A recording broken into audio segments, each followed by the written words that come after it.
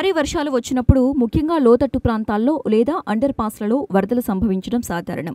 అలాంటి పరిస్థితుల్లో వాహనాలు వరద నీటిలో చిక్కుకుపోవటం, ప్రయాణికులు భయంతో సాయం కోసం ఎదురుచూడటం జరుగుతూ ఉంటుంది. ఇలాంటి సంఘటనలు మహారాష్ట్రలోని తానే ప్రాంతంలో చోటు చేసుకున్నాయి.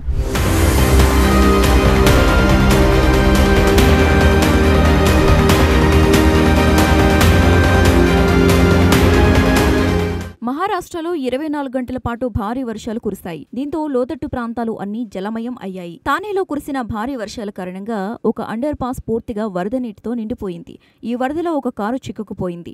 కారులో ఉన్న ప్రయాణికులు బయటకు రాలేకపోయారు. ఈ పరిస్థితిని గమనించిన స్థానికులు వెంటనే స్పందించారు.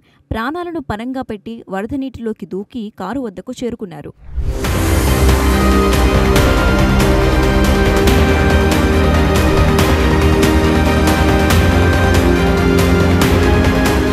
కారు అద్దాలను పగలగొట్టి లోపల ఉన్న ప్రయాణికులను సురక్షితంగా బయటకు తీసుకురావడానికి ప్రయత్నించారు. ఇక ఇనుపరాడు సాయంతో కారు విండ్షీట్ ను పగలగొట్టి ప్రయాణికులను ఒక్కొక్కరిగా బయటకు తీశారు.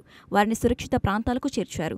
ఈ సంఘటనకు సంబంధించిన వీడియో సోషల్ మీడియాలో వైరల్ అయ్యాయి. స్థానికుల ధైర్య సాహసాలను అందరూ ప్రశంసిస్తున్నారు. వారం రోజుల నుంచి ఉత్తర భారతదేశంలో క్లౌడ్ బస్టర్ దుర్ఘటనలు చోటు చేసుకుంటున్నాయి. ఉత్తరప్రదేశ్, జమ్మూ కాశ్మీర్లో పదుల సంఖ్యలో వరదల్లో చనిపోయారు.